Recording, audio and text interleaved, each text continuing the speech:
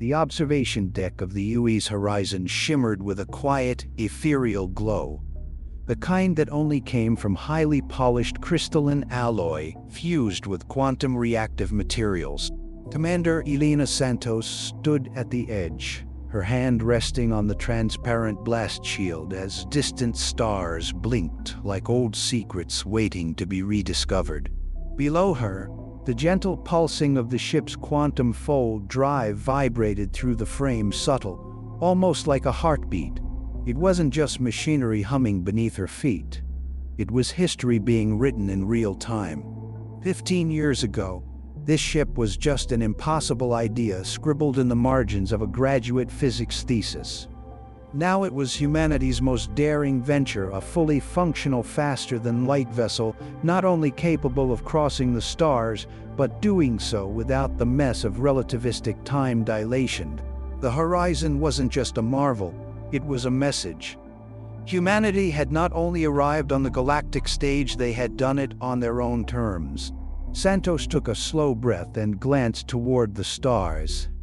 Out there, in that infinite sprawl of light and darkness, was the unknown. Somewhere out there were alien civilizations, some perhaps primitive, others impossibly advanced. The point wasn't to prove humanity was better. It was to prove they belonged. A soft chime interrupted her thoughts. "Commander," came the voice of Lieutenant Sarah Chen over the neural link, calm but focused. "Final system check is complete. Quantum fold matrices are synchronized at 98.7 efficiency. We're ready for the jump," Santos acknowledged with a nod, though she knew Chen could feel it through the neural interface. Acknowledged. "Stand by." She touched the glass again. Not for data, she'd already memorized every line of the pre-jump checklist, but for something else. For the symbolic gesture of it. The hull beneath her fingertips was unlike anything used in terrestrial ships. This was quantum-engineered material, capable of withstanding spatial distortions and gravitational shears that would tear a conventional starship to molecular ribbons. It was cool to the touch, impossibly smooth, and humming with quiet energy. "Commander," another voice came through Communications Officer Marcus Wong. "The first contact diplomatic package is fully loaded. All diplomatic protocols per UN First Contact Committee are in place. Cultural database and scientific exchange modules verified. Peaceful intent manifest prepared and logged." Santos allowed herself a small smile. "Well done, Mr. Wong. We're not here to impress with weapons, but with respect." For as long as she could remember, humanity had fantasized about this moment. First contact, not as passengers huddled in metal coffins, hoping someone out there would hear their broadcasted pleas. No, they came as equals or better, as explorers with an open hand and open minds, not bearing conquest or desperate requests for help, but offering understanding, science, and diplomacy. The horizon itself was proof. It bent space-time around it, folding reality like a sheet of paper so that vast distances became walkable paths. The quantum fold drive wasn't an engine in the traditional sense. It was a controlled manipulation of quantum fields on a macroscopic scale, an act of reshaping reality itself. It had taken centuries of incremental progress and one radical breakthrough to make it real. Humanity had finally done the unthinkable. They rewrote physics. The jump, once initiated, was instantaneous from the crew's perspective, even though the mathematics behind it were anything but simple. Chen had described it once during a press briefing as folding space like origami, while surfing a ripple in the fabric of the vacuum. To Santos, it still felt like stepping off a cliff until her feet found solid ground again. When the jump sequence was initiated, the ship's internal systems recalibrated for realignment. A gentle shimmer overtook the viewport, and the stars shifted ever so slightly, The sky, now painted with a different pattern. They had arrived, not just in a new system, but in a new era. Location confirmed, Chen announced. Proxima Centauri sector. Drift is within acceptable limits. Santos barely had time to issue the next command when the tactical station lit up. Multiple contacts. Tactical Officer James Rivera reported sharply. Bearing 047, Mark 183. 15. No, make that 20 vessels emerging from some kind of FDL corridor. Raise quantum shields, Santos said immediately, but keep weapons cold. Let's not start first contact by looking hostile. The crew moved with trained precision. While Horizon was built for diplomacy, it carried the most advanced defensive systems humanity had ever developed. Not shields in the classic sci-fi sense, but quantum field distortions that could, in theory, withstand a supernova's force. In practice, no one had tested them that far, and nobody really wanted to. She made her way to the bridge, each step carrying the weight of centuries of human ambition. The displays showed a fleet of alien vessels, sleek, fluid designs unlike anything built by human hands. Their hulls shimmered like liquid mercury, constantly shifting and reconfiguring as if alive. Analysis, she prompted. Vessels vary in size, Rivera reported, eyes flicking across his display. From frigate scale to what we'd classify as a dreadnought. Definitely military configuration, but no active weapons. Their formation looks like a patrol grid. Wideband transmission detected, Wong added, running it through the universal translator. The alien voice that followed was harsh, clicking, almost insectoid, but the message came through clearly. Attention, unidentified vessel. You have entered space claimed by the Meridian Concordate. Power down your engines and prepare for inspection. Resistance will be met with immediate hostile response. The bridge fell silent for a moment. Santos looked around the room. She'd trained for scenarios like this. Diplomatic tension, military standoffs, first contact gone sideways. This wasn't ideal, but it wasn't unmanageable either. Open a channel, she said. Let's show them our better side. The channel opened and she spoke, her tone firm but diplomatic. This is Commander Elena Santos of the United Earth Exploration Ship Horizon. We are on a peaceful mission of exploration and first contact. We were unaware this region was claimed territory and apologize for any perceived intrusion. We would welcome the opportunity for peaceful dialogue and cultural exchange. There was a pause, not long in cosmic terms, but long enough for a full set of nerves to form. Then the reply came, and it carried something new: uncertainty. Your vessel's energy signature exceeds anything in our database. Explain this capability immediately. Santos could hear the fear beneath the demand. She'd been warned about this. If humanity's tech looked too advanced, others might see it as a threat. She would have to tread carefully. Our vessel uses a new form of propulsion, she explained evenly. It's called the quantum fold drive. It's based on manipulation of quantum fields at a macro scale. We'd be happy to share basic theoretical principles as part of a peaceful exchange. Another pause. This one longer. Then came the expected escalation. Your vessel will submit to immediate inspection by Concordat forces. Any attempt to activate your quantum systems will be considered a hostile act. Santos felt her jaw tighten. So that was their angle. Dominance. The Concordat clearly wasn't used to being challenged, especially not by what they assumed was a lesser, unregistered species. I'm afraid I must decline, she said, voice still calm. This vessel contains sensitive systems. However, we are open to sharing non-classified data and would welcome a supervised cultural exchange at a neutral location." The alien voice hardened. "Your cooperation was not requested, it was demanded. The Concordat does not recognize the sovereignty of unregistered species. You will comply or be compelled." Rivera's hands hovered near Tactical. She raised a hand to stop him. "Perhaps," she said slowly, "a demonstration would be more useful. Mr. Rivera, lower the quantum shields for 5 seconds. Let them scan us." There was a beat of hesitation. Then Rivera nodded. The shields dropped. Instantly, the alien ships lit up with scan activity brighter than any sensor flare they'd seen since launch.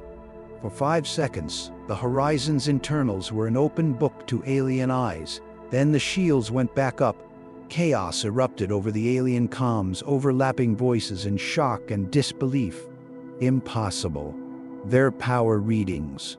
How are they containing it? Santos didn't smile, but she felt the tide shift. What the Concordat had just seen wasn't simply advanced engineering. It was a controlled singularity, a manipulated pocket of quantum reality. Not only did they not understand it, they couldn't even categorize it.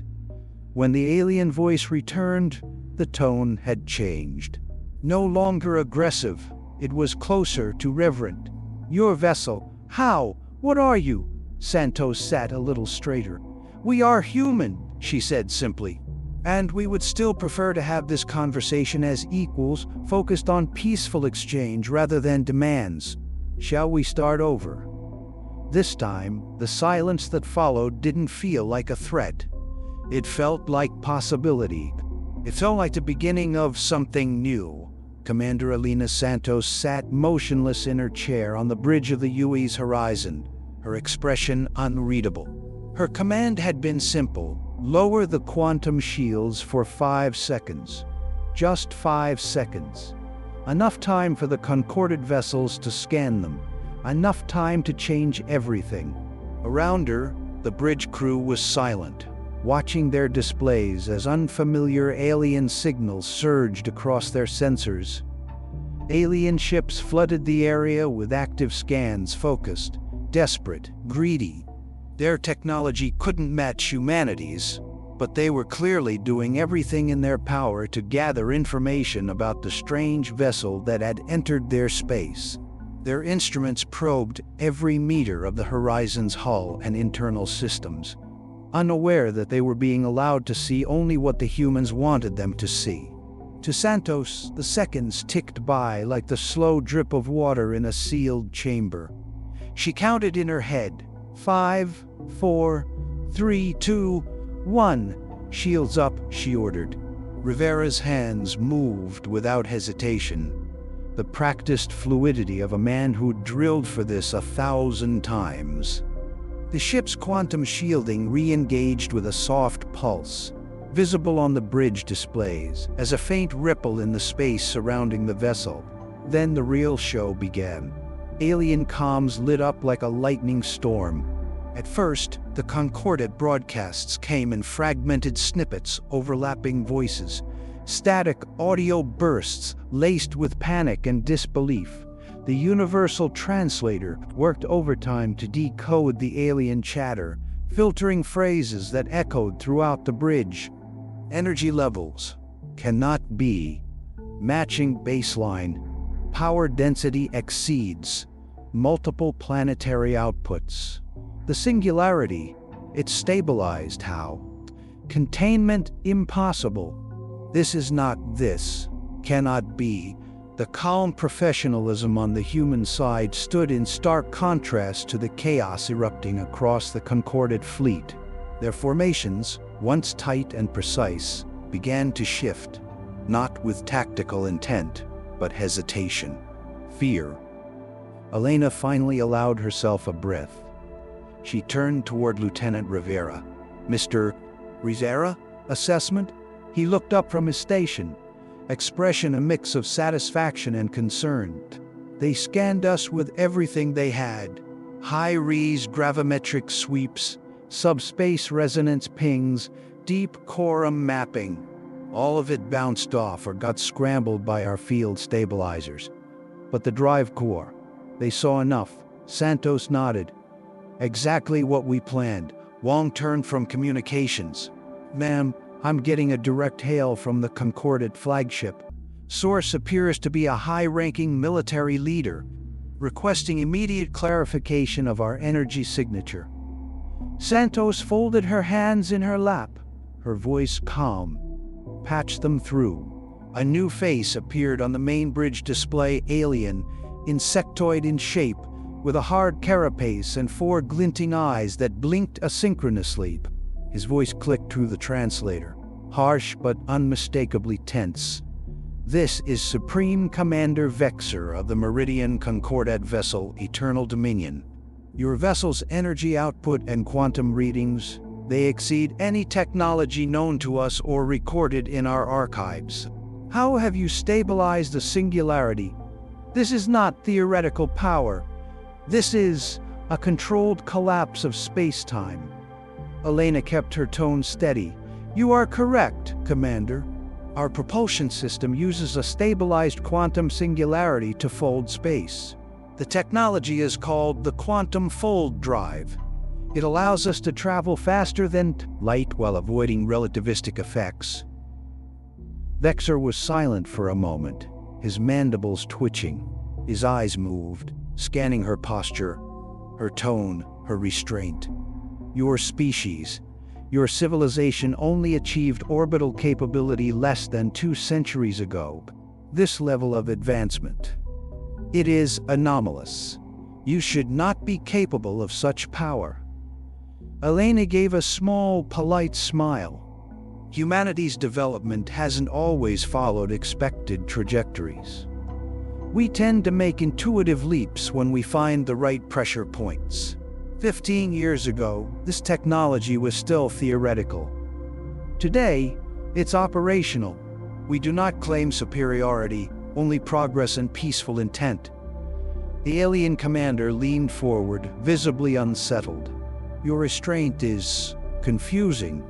Elena's expression didn't change, but she could feel the tension beneath his words. He didn't understand why the humans weren't using their power to assert control. In his world, power was rarely unaccompanied by aggression. We're not here to intimidate, she said evenly. We're here to explore, to learn, to build bridges, not empires. More chatter buzzed on the Concordate's comms, likely internal communications among their high-ranking officers. Wong discreetly muted them on the human side to give the bridge crew a moment to breathe. Chen, still monitoring from engineering, chimed in via the neural link. Their attempts to quantify the core's power output are getting more desperate. I think we just shattered a few scientific dogmas over there. Santos replied silently through the neural link. A thought-to-thought whisper. Let them look, let them wonder, and when they calm down, we show them what we really value. Back on the screen, Vexer had composed himself somewhat, but his tone remained taut. We must understand your motives. No civilization develops such power without intent. And power invites fear. Elena didn't deny it. Sparent, we know how this must look from your side. A species you've never seen before, arriving with a ship powered by something you believe to be impossible. We didn't come to scare you. We came to share what we've learned. But we will not be bullied into submission. There it was, the line in the sand. She had kept her tone calm, professional, even warm but firm. Let them hear it clearly. Earth was not a backwater colony or a helpless upstart. Humanity had earned their place in the stars. Vexer's 4 eyes narrowed in unison. You would share this power. Some of it, Elena answered. Enough to build trust. Enough to foster cooperation, but not the core of the drive itself. That kind of knowledge must be earned through understanding, not seized through fear. The alien commander blinked again.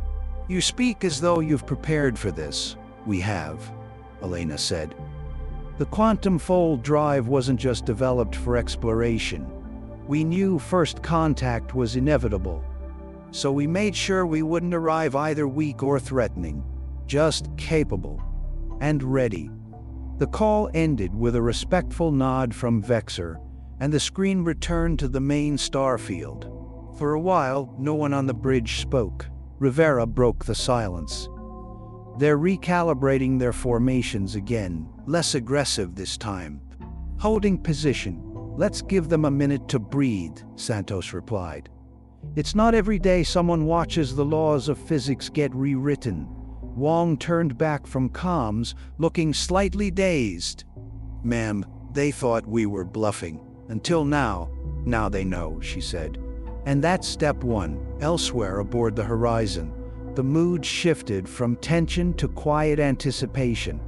In the science wing, Dr. Sarah Chen was fielding dozens of data requests from the Concordate's observational relays.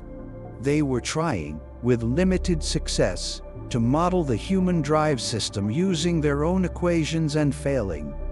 They're still applying classical quantum mechanics to fourth-order field distortion. So muttered to her assistant. "That's like trying to model an atomic bomb using Newton's apple." Marcus Webb, her junior engineer, looked up from the console. "They're panicking. Should we hold back on responding?" Sarah considered it. "No. Let's send them our published white papers, nothing classified. Just enough to show them how far behind their framework is. Maybe it'll motivate them to talk instead of react." As the documents were transmitted, Sarah leaned back, watching the quiet swirl of data on her console. She remembered how this had all started: her father's mad idea of controlling quantum cohesion fields to produce localized space-time folds. Everyone had left. Now, they were watching an alien empire try to process it all in real time. Back on the bridge, Wong received a short encrypted burst, a new message from the Concordate, translated quickly and routed to Santos's chair. "They want to arrange a diplomatic conversation," he said. "They're paramount. Some kind of high official wants to speak with you directly." Santos smiled. "Now we're getting somewhere." She turned toward the viewport, where the Concordate fleet now floated in a silent, uneasy stillness. Their ships, once menacing with fluid armor and glinting biometal hulls, now seemed less intimidating, more curious. It was an odd feeling. Behind her, Rivera checked the tactical displays again. Shields holding. No signs of weapons charging. "I think we've got their attention." "That's all we needed," Santos replied. "Now let's earn their respect." She didn't know where this road would lead. Diplomacy was rarely clean, never simple. But one thing was certain. Humanity had made its entrance, not with weapons or conquest, but with quiet power and undeniable innovation. The message was clear. Earth had arrived, and the galaxy would never be the same. The U.S. Horizon floated calmly in the void, surrounded by a ring of alien warships whose commanders now found themselves staring at the impossible.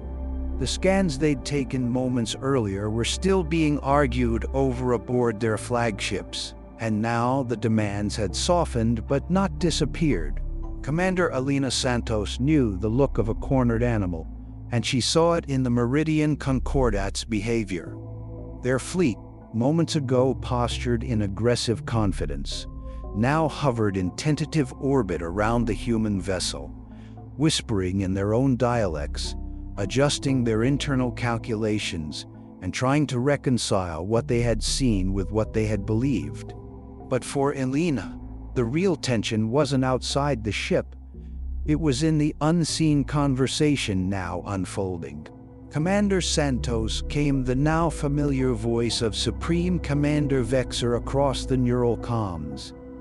"Our scientific councils are unsettled by what they've witnessed. Your vessel's readings contradict our most advanced models of subspace physics and energy manipulation. We require clarification. How did your species, so recently emerging from its homeworld, manage to develop technology that eclipses our own by magnitudes? Elena kept her tone even. 15 years ago, we didn't have this capability. But we made a leap, one built on centuries of groundwork, theoretical exploration, and bold thinking. When our physicists discovered quantum field manipulation on a macroscopic level was viable, it opened doors we hadn't even known existed. We walked through them. There was a pause. She imagined Vexer surrounded by advisors, some skeptical, others fearful. A few perhaps even intrigued. Diplomacy, she'd learned early in her career, wasn't about saying the right thing. It was about saying the true thing in the right way. You say you walked through doors, Vexer replied slowly. But the doorway you opened may lead to domination. That kind of power-controlled singularity, infinite energy recursion, space-time alteration, it cannot be allowed to destabilize galactic equilibrium. That word "allowed" irked her slightly, but she didn't show it. With respect, Supreme Commander, she replied, we didn't ask for permission. We simply solved problems your scientists haven't yet solved. That's not a threat. It's progress. He clicked something in his native dialect, a sound the translator couldn't process, but the meaning was clear. Frustration, perhaps even indignation. I ask again. Vexer said, tone sharpening. What is your intent? If you possess such overwhelming capability, why have you come here quietly, without show of force or declaration? Because we aren't conquerors, Elena said plainly. We're explorers. We built this ship to seek understanding, to meet others, and to learn. We've already fought our own wares. We know what destruction looks like. We also know what it costs. A silence fell again. In the background, Lieutenant Chen sent a quiet ping through the neural network. A shared thought formed in Elena's mind. Her voice transmitted privately. They're scanning again. More focused this time. They're looking at internal systems, specifically our singularity containment. Elena responded silently. Let them look. We've nothing to hide that we haven't already let them see. Back on the call, Vexer's voice returned. Your transparency is disarming and disconcerting. Our Admiral Zarks believes your restraint is a calculated tactic, that you hide your sword behind a smile. I won't lie to you, Elena said. He's not entirely wrong. We came here hoping for peace, but we also came prepared for resistance. We knew that if we arrived weak, we'd be ignored or subjugated. So we built a vessel strong enough that no one would mistake our silence for submission. Vexer's mandibles clicked again. Then why offer peace at all? Elena leaned forward, resting her hands on the console. Because peace is the only option worth choosing. We have the power to break fleets, Commander. But we also have the choice not to. That's what makes us dangerous, not our technology, but the fact that we don't need to use it. There was a beat. And then Vexer's voice shifted, less commanding. More curious. May I ask? Why did you prepare for first contact this thoroughly? Because we believed, she said, that if we ever reached this point, meeting a new species for the first time, it would be one of the most important moments in our history. And we wanted to make sure we didn't screw it up. It was the most human answer she could give. Not rehearsed, not clinical. Just honest. From what she could hear in the silence that followed, Vexer understood that. And yet, not everyone did. The comm link flared unexpectedly. Wong turned from his console, his voice tense. Ma'am, we're detecting a stealth signature originating from one of their mid-tier vessels. It's faint, but it's there. They're prepping a covert probe. Of course they are, Elena muttered under her breath. She opened the channel again. Supreme Commander Vexter, she said, her tone still diplomatic but edged with warning. I recommend you cancel the probe your fleet just powered up. If launched, it will be interpreted as a hostile act. Vexter didn't respond immediately. When he did, his voice carried something new regret. That action was not authorized by me, he said. I suspect Admiral Zarks has decided to take matters into his own hands. Elena sighed. Then I'd advise he take his hands off our airspace. I will speak with him, Vexter said, almost hurriedly now. Please understand he is old school. He was forged in war. He believes that power must always be matched or neutralized. The idea of accepting a superior force is unacceptable to him. It's not about being superior, Elena said. It's about being cooperative. We didn't come here to dominate, but we're not here to be dominated either. The channel flickered, then closed. A few moments later, Rivera confirmed. The stealth probe has been powered down. Their fleet is holding position. Chen pinged again through the neural link. Quantum readings stable, but the tension in the energy spectrum suggests they're bracing for something.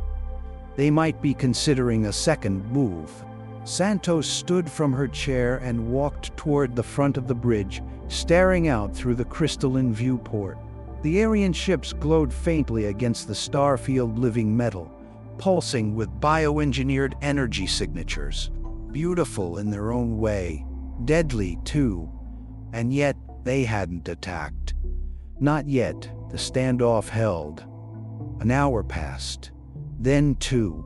During that time, Santos received private reports from various Horizon departments.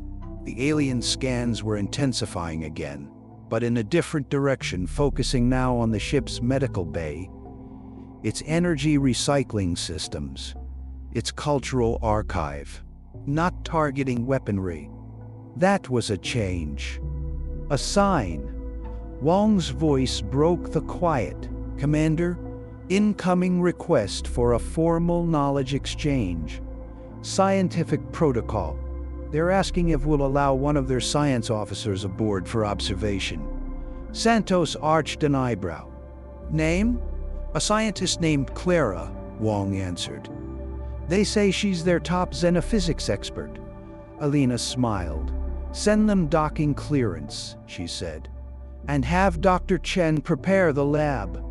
Let's give them a closer look, but only at what we want them to see. An hour later, the Horizon science deck hummed with energy. Dr. Sarah Chen stood behind a transparent quantum screen, her hair pulled back, her hands dancing across a floating interface as holographic schematics of the drive system rotated slowly. Across from her, the alien scientist Clara, four-eyed, silver-chittened, and visibly overwhelmed, studied the projections in silence. You're saying, Clara finally said, her translator catching up, that your singularity is not only stable, but dynamically responsive? Chen nodded. Exactly. The containment field adapts in real time based on quantum harmonics. It's not fixed, it breathes with the drive, like a living system. Clara's mandibles twitched. That's beyond theoretical. It should be impossible. Chen gave a small laugh.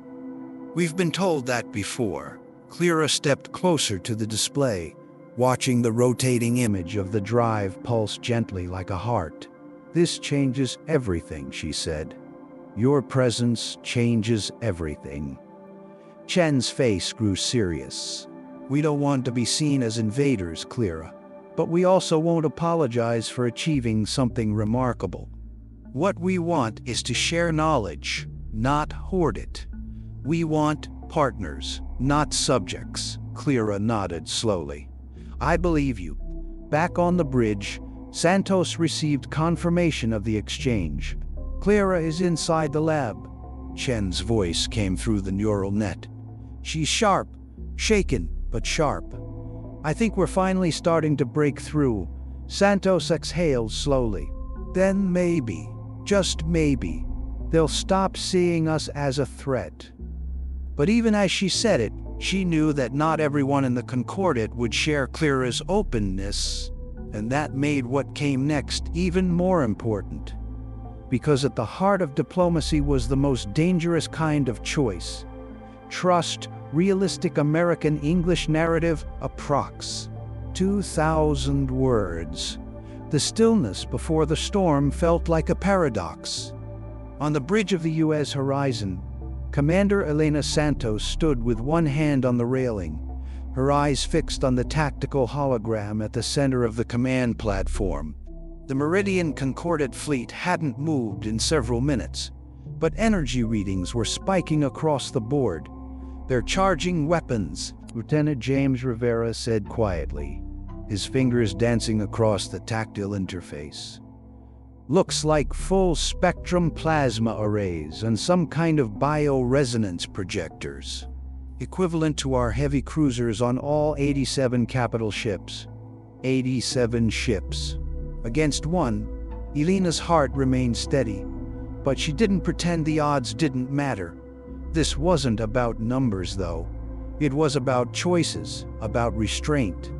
And that was why, even as the threat display began to light up like a Christmas tree, she didn't give the order to raise weapons. "Status of our shields?" she asked. "Quantum field stable," Rivera replied, "cycling at 99% efficiency." "We're holding steady." Dr. Sarah Chen's voice came in over the neural link from engineering. Calm, confident. "Commander, we're ready for demonstration protocol. All systems primed. Field generators are synchronized.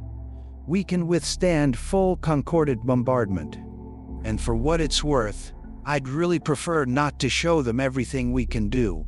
"Noted," Elena replied, lips curling ever so slightly. "Let's try one more time." She motioned to Marcus Wong at the communications console. "Open a direct channel to Admiral Zarks." Wong's fingers moved swiftly. A moment later, the main view screen lit up, revealing the hard-shelled, grim face of the Concordat fleet commander. Admiral Zark's mandibles twitched with restrained aggression. Behind him, a war council of alien officers worked in near silence, a clear contrast to the chaos on his bridge hours ago. "Commander Santos," he said, voice sharp, "you've had your moment. This farce of diplomacy ends now. Submit to Concordat authority or face annihilation." Elena didn't flinch. Her voice remained calm, measured. "Admiral, we've done everything possible to demonstrate peaceful intentions. We've opened our systems for limited scans, shared information, and refrained from retaliating even when you attempted to deploy a stealth probe. We came here to build a relationship, not fight a war." Zark sneered. "There is no peaceful intent in building a ship that can erase stars. No species develops such power without planning conquest." "We didn't build this ship to conquer," Elena said. "We built it to survive, to explore, to meet civilizations like yours and avoid misunderstandings like this." "Enough," Zarks barked. "All ships open fire." The line cut instantly. "Missile launches confirmed," Rivera said, voice sharp. "Energy lances incoming. Bioresonance projectors are lighting up. They're going all in. Maintain shield posture," Elena ordered. No counterattack. On the main display, a storm of light and energy erupted from the Concordat formation. Beams of plasma lanced across space. Missiles streaked toward the horizon, warheads glowing hot with exotic energy signatures. In any other situation, against any other vessel, it would have been enough to reduce the target to ash. But the horizon didn't move. She didn't even blink. As the first wave struck, the space surrounding the human vessel shimmered, then rippled. Quantum fields folded around each impact, absorbing the energy into carefully calibrated harmonic loops. Plasma beams disappeared into thin air. Missile detonations vanished. Their blast signatures reconstituted into harmless waves of light. The horizon sat untouched. Not even a scratch. On the bridge, Chen's voice returned, tinged with dry amusement. Well, their weapons just charged our internal battery by 27%. Should I send them a thank you card? Elena allowed herself a short breath, barely above a chuckle. Not yet. Rivera's readings confirmed it. No damage, not even field disruption. They don't have the math to breach quantum manipulation this refined. They're recalibrating, Wong noted. Trying again. Elena shook her head. They still think force will get them what they want. She turned to Rivera. Prepare countermeasure. Demonstration pulse only disable their weapon systems. Minimum intensity. Show them the difference between power and destruction. Yes, ma'am. Seconds later, a ripple of quantum energy pulsed from the horizon's core. Invisible to the naked eye, it moved like a shockwave of folded probability. It passed harmlessly through the concorded vessels, but within their systems, chaos erupted. Weapon conduits sparked and went dark. Plasma cores sputtered. Bioresonance projectors cracked under their own feedback. Within moments, 87 warships were completely disarmed. Their reactors remained stable, their life support systems intact, but every offensive capability had been shut down with surgical precision. On the main screen, Zarks appeared again, this time visibly rattled. His voice had lost its bark. What have you done? Elena stood from her chair and approached the central display, hands clasped behind her back. You attacked us. We responded with restraint. We could have disabled your engines. Could have decompressed your bridge, taken out your command structure with a fractional energy spike. We didn't. Zark stared, jaw clenched. Why? Because true power, Elena said, isn't measured in how easily you can destroy something.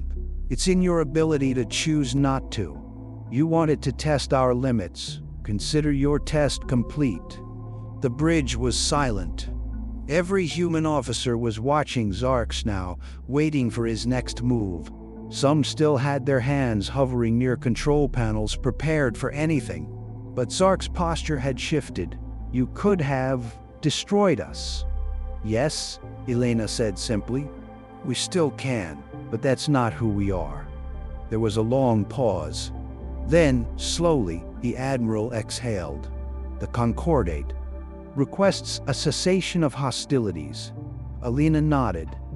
Granted, and will assist in restoring your weapon systems once we've established formal diplomatic terms. For a second, she thought he might protest, but then his gaze dropped slightly, just enough to signal acceptance. Behind her, Chen sent a neural ping.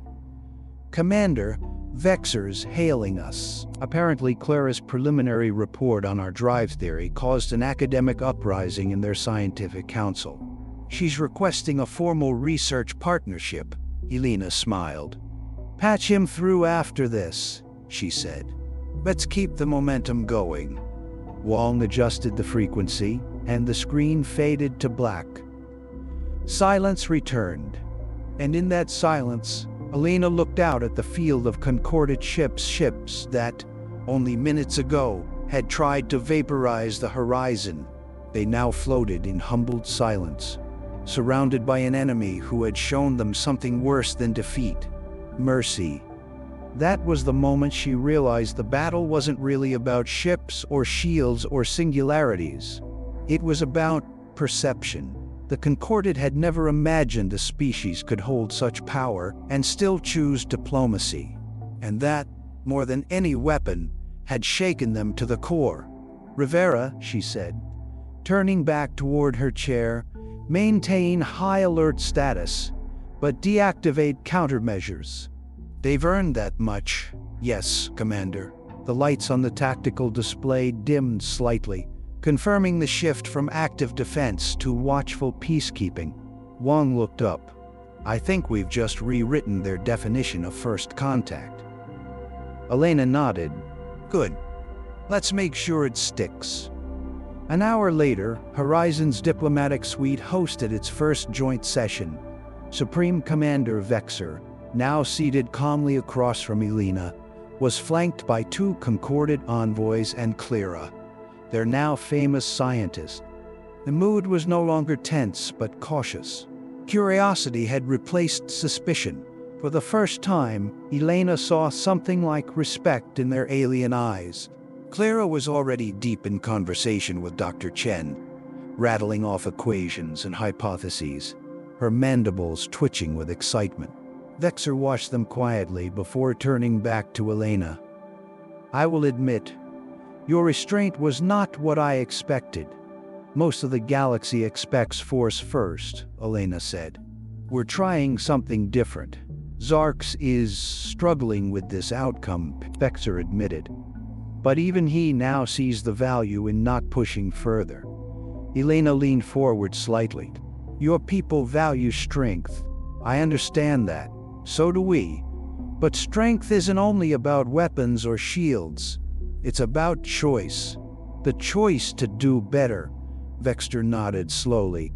Perhaps we have much to learn from humanity. She smiled. That's the best kind of first contact. Through the viewport, the alien fleet had begun repositioning not as a formation of war, but as an escort. Joint teams were already being drafted to begin knowledge sharing. What began as a potential flashpoint had become a turning point. And it all came down to one choice: to show that humanity didn't just carry power. They carried the wisdom to hold it back. The Horizon Science Wing was never designed to be a battlefield. Yet that's what it had become, in a way, a battleground of ideas, theories, and expectations colliding in real time.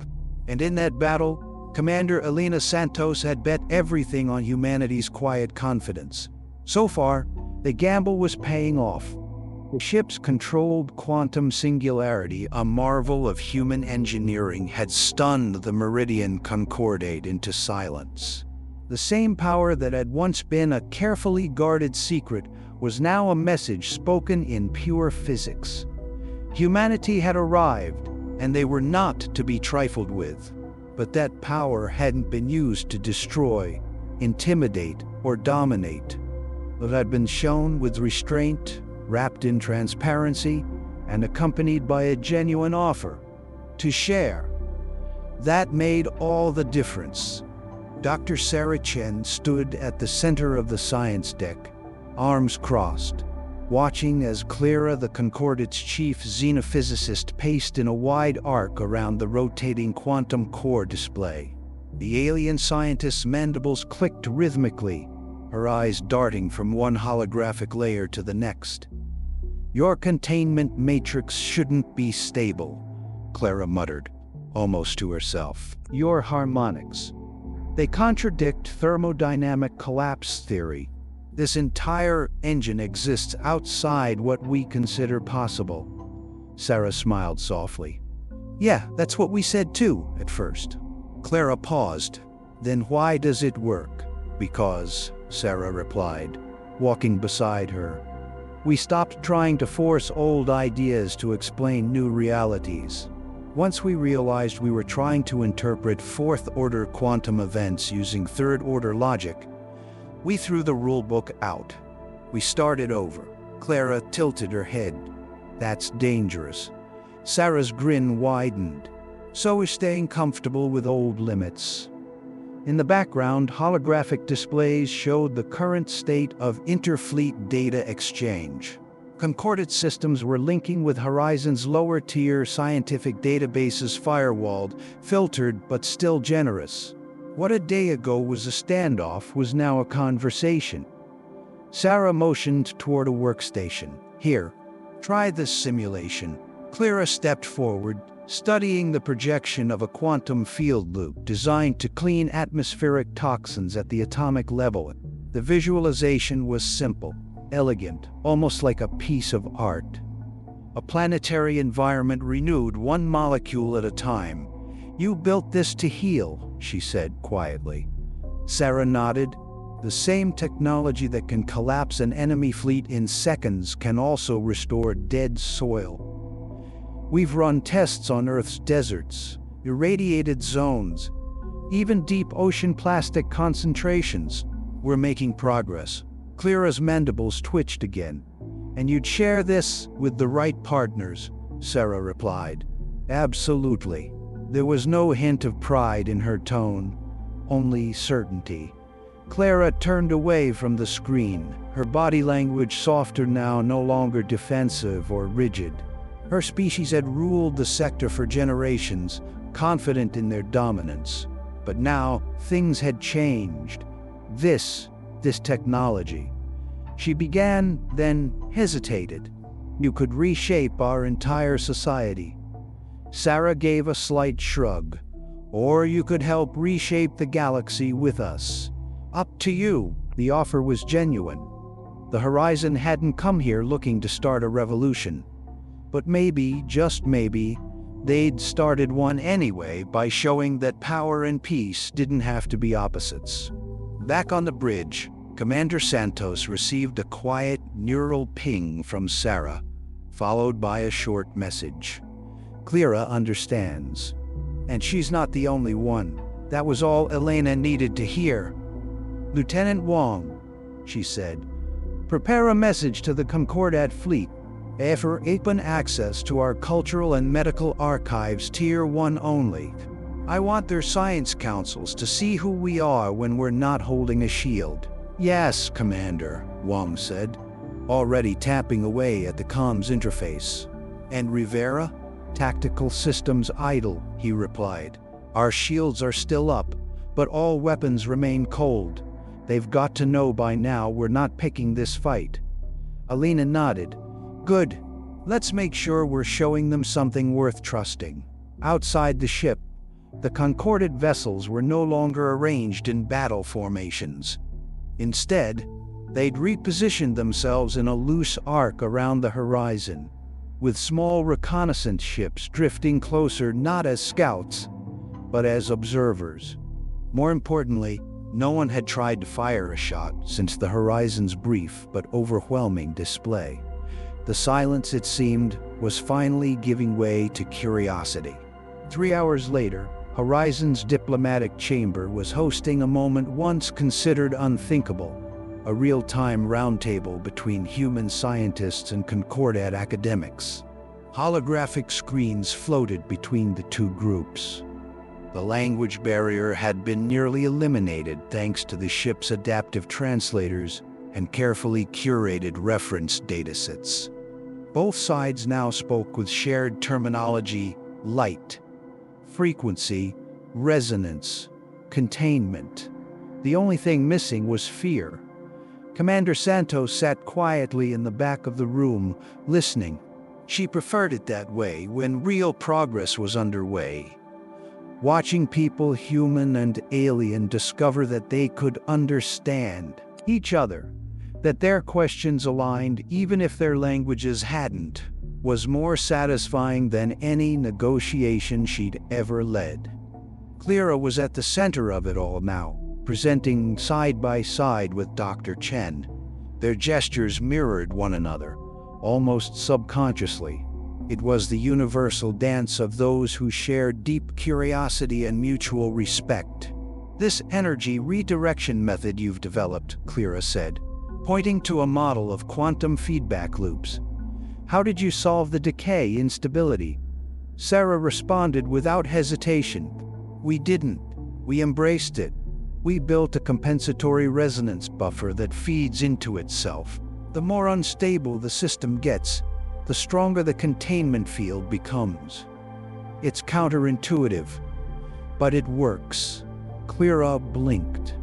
"That's brilliant." "We had a lot of failures," Sarah said with a grin. "A few explosions, a few blackouts. But eventually, we figured out that the solution wasn't to stop instability, it was to make it part of the engine. The Concordat scientists murmured among themselves. One of them, an older figure with darkened carapace plates, leaned forward. This application could revolutionize orbital stabilization. We've lost dozens of colonies to minor gravitational shifts. This could anchor them indefinitely. Sarah nodded. That's the goal. Once we finalize the containment shell schematics, we'll include them in the Tier 2 science exchange.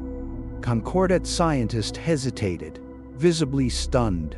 You would share that? We want allies, Sarah said. Not worshippers. In the following hours, something extraordinary began to happen. First, the Concordat Military Council issued a rare statement. They were suspending all defensive postures in the Horizon sector. That alone sent ripples through every diplomatic channel. Then, quietly, Concordat engineers began submitting voluntary scan data on their own bioorganic systems, asking if Horizon's crew would consider collaborating on hybrid interface designs. Human engineers, always curious, immediately said yes. Joint design boards formed. Shared research portals opened.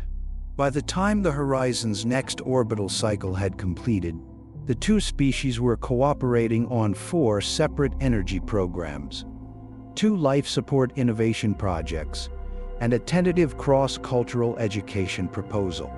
And just like that, the seeds of alliance were planted. Later that evening, Sarah stood alone at the viewport in her lab. The quantum core pulsed faintly behind her, casting soft blue light across the reflective floor. The alien ships outside seemed less like war machines now, more like neighbors. Clara entered quietly. You said earlier, she began, that your people built this technology to survive. But you also say you built it for peace. Which is it? Sarah turned. It's both. We learned sometimes the hard way that the best way to survive is to choose peace. And the best way to keep peace is to be strong enough not to need war. Clara considered that. And if others choose war? Sarah exhaled. Then they'll see what the Horizon showed you. Clara's gaze moved to the pulsing core.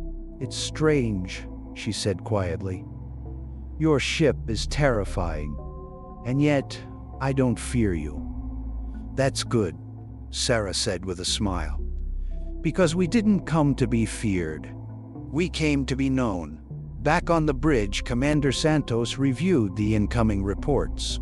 Diplomatic channels were filling with new messages, some from Concordat fringe colonies requesting scientific outreach, others from species that had previously avoided Meridian-controlled space entirely. Some were skeptical, some were curious, 1 or 2 were clearly afraid. But none were ignoring Earth anymore. Lieutenant Wong approached, holding a datapad. Commander, the Concordat just officially invited us to co-establish a joint research station. Neutral space. Equal access. Alina looked up. And Zarks? Wong smiled faintly. Signed the invitation himself. She allowed herself a full breath this time. It's happening, she said. Yes, ma'am, Wong replied. We've gone from alien threat to interstellar partner in about a day. Alina stood, eyes returning to the stars beyond. That's what happens, she said. When you lead with understanding instead of fear. 1 month after the Meridian Concordat fleet had opened fire on the UA's Horizon and watched helplessly as their most advanced weaponry vanished into silence, the diplomatic observation deck aboard the human vessel looked nothing like it once had. Gone were the tactical overlays and security barriers that had kept alien guests at a distance. In their place stood shared workstations, a central display showing collaborative projects in real time, and a subtle but undeniable sense of forward momentum. Commander Alina Santos stood near the wide viewport with Supreme Commander Vexer on her right and, to her great surprise, Admiral Zarks on her left. The three of them watched as construction crews, both human and concordate, worked in synchronized precision to assemble a new orbital research station in the void between their home territories, a joint facility, the first of its kind. Not just a symbol of peace, but a structure built entirely on the foundation of earned respect. "It's incredible," Vexer said, his deep voice thoughtful. "Even a few weeks ago, I couldn't have imagined this. Our people didn't even believe quantum containment was possible. Now we're debating reactor harmonics over morning tea." Elena smiled slightly. "That's progress. The best kind."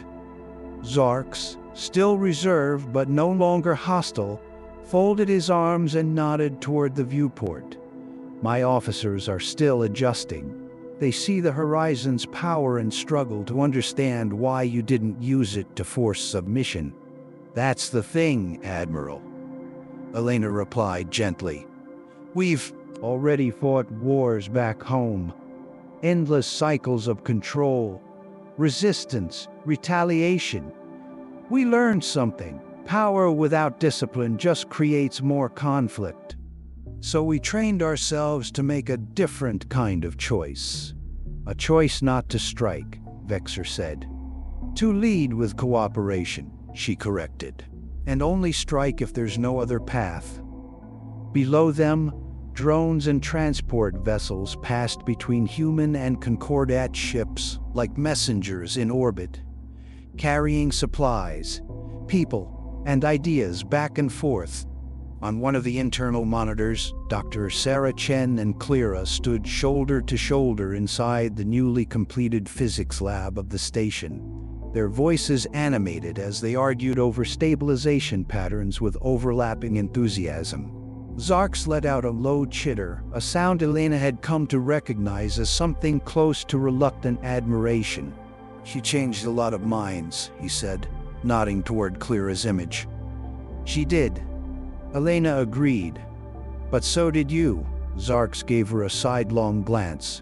"I still don't like how vulnerable we were," he admitted. "But I respect how you used that advantage. You had us completely and you didn't exploit it." Elena looked out at the stars. "Because domination was never the point." He was quiet for a while, then said, "That will take time for others to accept."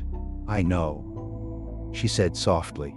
"But we've got time, and we're willing to be patient." The following day, a formal session convened inside the Joint Diplomatic Hall aboard the new research station. Delegates from both civilizations filled the circular chamber, humans in their navy blue uniforms, concordate dignitaries in flowing bio-silk that shimmered with status patterns. Cameras floated quietly overhead, documenting history in motion. When the horizon had first arrived, Earth had been a question mark on the interstellar stage. Unknown, unranked, unproven. Now, they weren't just acknowledged, they were being invited to help shape galactic policy. The session began with a simple ritual of mutual acknowledgement. Concordate and human leaders exchanged formal greetings, recited key lines of shared purpose, and presented the first volumes of their cultural archives for permanent preservation at the station. But the real moment came when Dr. Chen stepped forward with Clara to present their co-authored paper, Quantum Cascade Technology as a Bridge Between Civilizations. It was more than science. It was a promise that knowledge would not be hoarded, but multiplied through trust. The crowd responded with respectful silence, then thunderous approval. Not everyone understood the math, but they all understood the meaning. In the aftermath, agreements flowed quickly. Joint science initiatives, medical technology exchanges, environmental recovery collaborations, language and education programs. Humanity had arrived not as colonizers or conquerors, but as builders. Back aboard the Horizon, Elena walked slowly along the now quiet observation deck, a warm mug of tea in her hands. The deck had been cleared of its diplomatic setup, returning to its original function, a place to reflect, to breathe. The stars outside still shone with the same indifferent beauty, but everything had changed. Wong joined her after a moment, holding a data pad. "Reports from the outreach program came in," he said. 17 new species have expressed interest in contact. 5 want to establish formal diplomatic channels. And 1 hostile group has issued a warning." Elena raised an eyebrow. "What kind of warning?" "They don't believe our restraint is real," Wong said. "They say any species that powerful must be hiding its true intent. They're scared." Elena sipped her tea. "That's fair. I'd be scared too if the roles were reversed." "Should we respond?" "Yes," she said. "Send them an invitation. No demonstrations, no threats, just curiosity. I'll draft something simple." He started to walk away, but paused. "You think it'll work?" he asked. Elena didn't answer immediately. She watched a small transport vessel detach from the joint station and begin its descent toward the Concordat homeworld. "I don't know," she admitted, "but it's worth trying. That's the only way we move forward." Later that night, she sat with Sarah in the Horizon's quiet mess hall. The lights were dimmed, the rest of the crew either asleep or working their shifts. Sarah leaned back in her chair, tired but satisfied. "You realize," she said, "this is the first time in recorded history that a species didn't use overwhelming military power to force its way into galactic politics." Elena nodded. "It's not flashy, but it worked. We showed them what the Horizon could do," Sarah continued. "But we never pushed them. We never humiliated them. We gave them time to catch their breath, and they chose to listen." Sarah tilted her head, smiling. "I think your restraint scared them more than a battle ever could." "Good," Elena replied. "Fear fades, but respect lasts." Epilogue.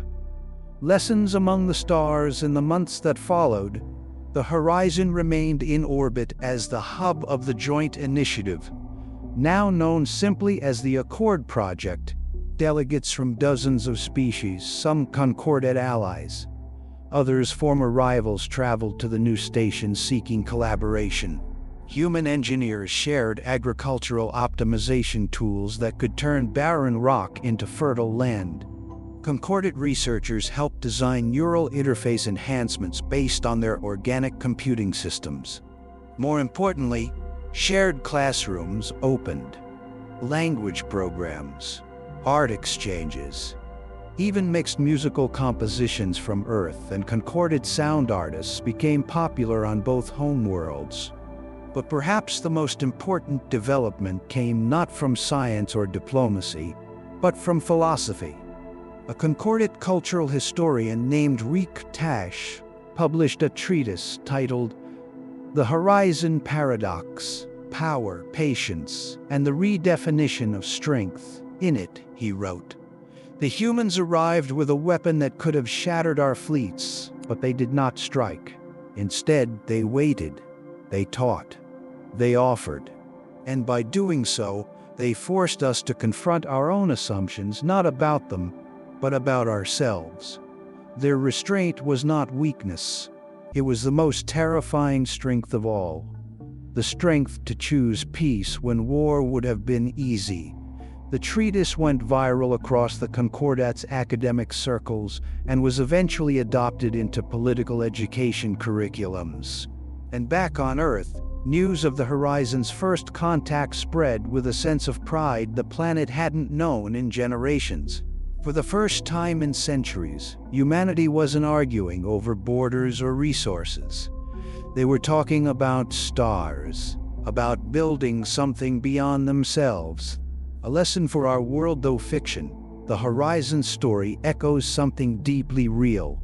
In our own world, We too often see power as synonymous with control. We reward dominance, aggression, and the illusion of certainty. We are told that strength is loud, that it breaks things to prove its presence. But real strength is quieter. It's the scientist who refuses to sell out their work for profit, the soldier who de-escalates instead of firing, the nation that chooses diplomacy even when it could win by force. Humanity doesn't need to travel across the stars to learn restraint. We need only look around. Every day we stand on the edge of possibilities, technological, cultural, and social, and we are asked, will we use our knowledge to dominate or to uplift?